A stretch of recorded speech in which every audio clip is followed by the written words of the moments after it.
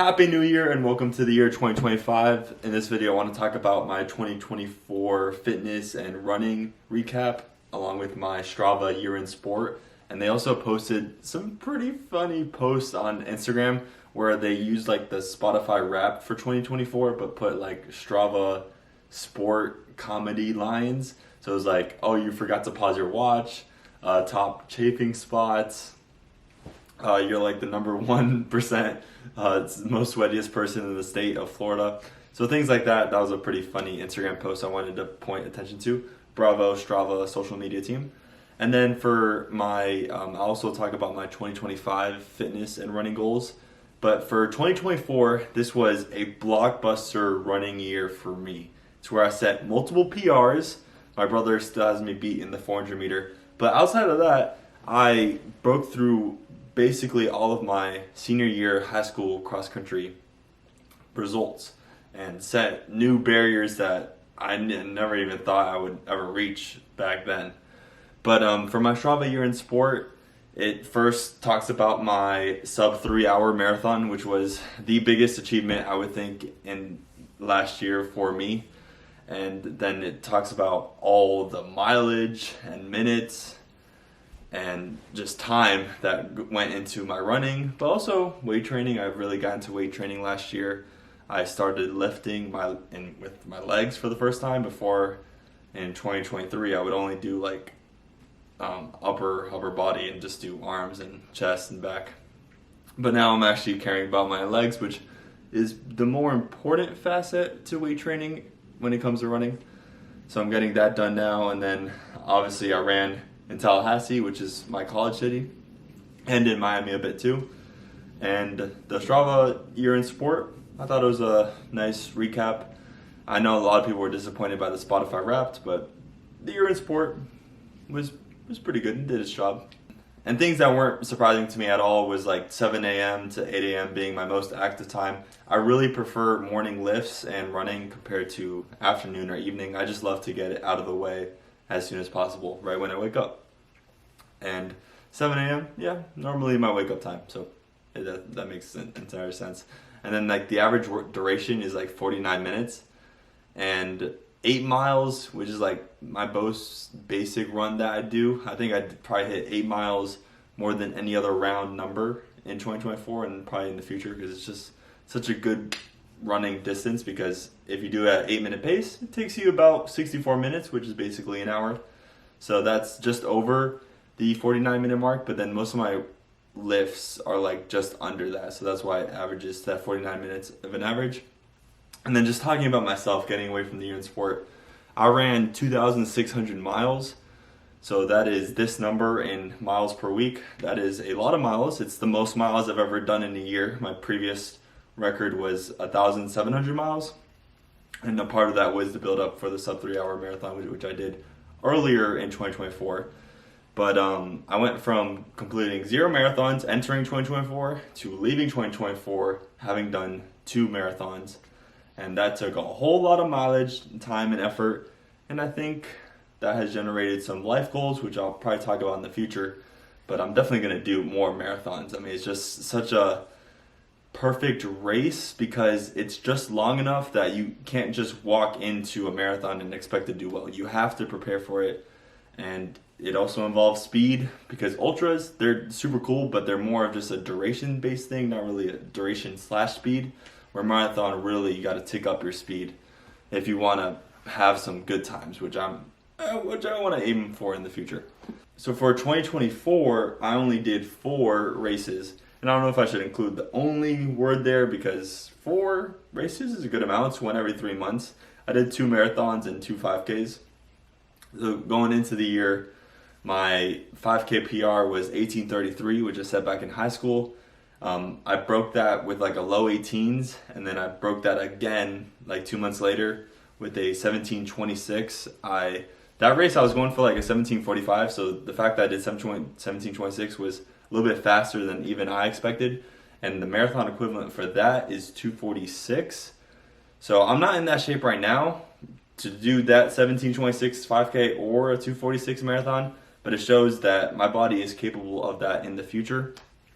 And Yeah, I was just very proud of joining the exclusive club that past high school cross country, you actually set a PR that's faster than you ever were without doing like D1 cross country or track or D2 or D3.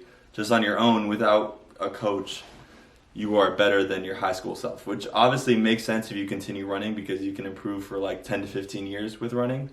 But it's that commitment to running that you're excelling by yourself pretty much. You obviously have help from others, but when outside of a team, it's really mostly just yourself that you have to have your own drive and motivation to get to the goals you want to do. So for 2025, here are my goals. Here's my New Year's resolutions or certain things I'm just seeking out. So for one, I would like to maybe not set a personal record in the amount of miles I do in a year. I'm sure I'll break that in the future if I really want to get to, the 230s, 225 marathons, which are very ambitious long-term expectations for myself. I just want to run in between 2,000 and 3,000 miles, which that's the equivalent to this miles per week. I think it's like 38 if you're doing 2,000 to I think it's like 58 if you're doing 3,000 miles. I don't want to hit 3,000 miles or go above that yet. I think that's probably too much mileage per week for me, or at least where I'm comfortable, especially since I want to have a lot of weeks traveling. Like I'm going to go on a 1 week cruise. Am I gonna run 60 miles that week? Probably not. So to be generous to myself, I'm not gonna aim for 3,000 miles this year. Maybe in the future, maybe. One of my New Year's resolutions is to do a minute of a plank every single day, all 365 days, no excuses. Marathon day, the recover day after a marathon, I'm doing a minute plank. And this is mostly because I don't do abs at all in the gym, so this is like my ab workout for the week if I'm doing it every day for a minute.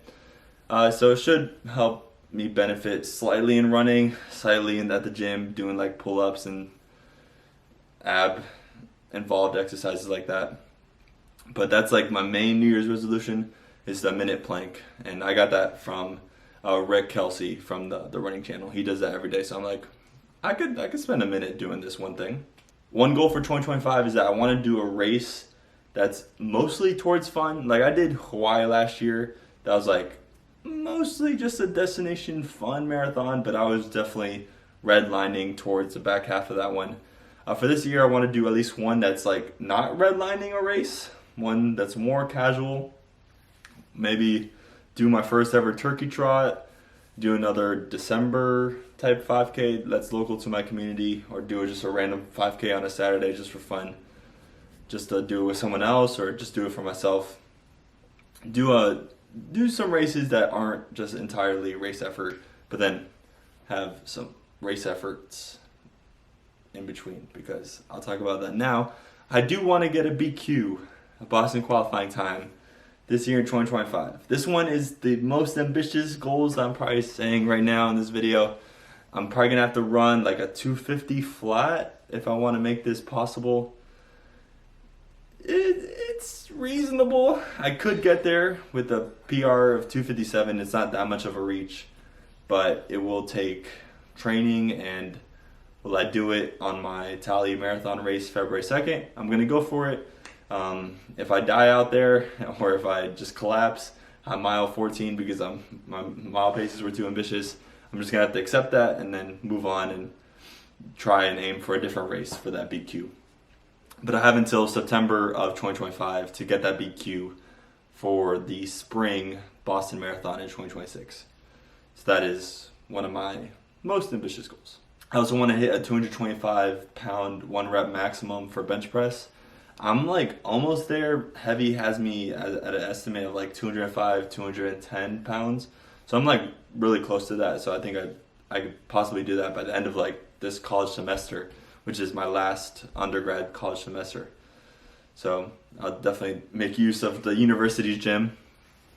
And I also want to start adding weights with like a weighted belt for my dips and pull-ups. I'm almost purchasing one for myself, so I can add like 5 pounds and 10 pounds and progressive overload. for my dips. And that's just one goal that I officially want to do this year. Those are my health and wellness goals for 2025.